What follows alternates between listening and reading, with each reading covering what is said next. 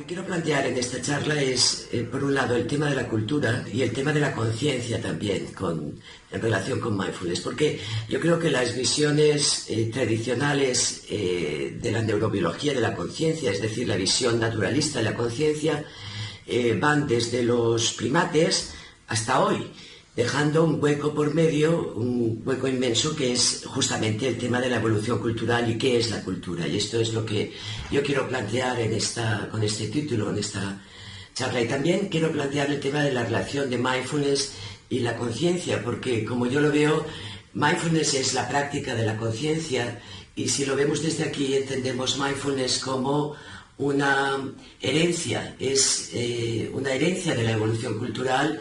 Y es algo, por tanto, que nos pertenece a todos, que no es un dominio exclusivo de una escuela, sino,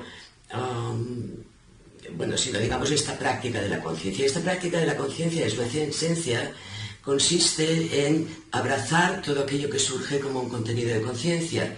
Y este gesto de abrazar es lo que nos hace reales, nos hace conscientes, y es la esencia, digamos, de todas las religiones, y también tiene un contenido terapéutico. Y bueno, estos son los temas que espero tratar de una manera muy práctica y muy asequible en Valencia.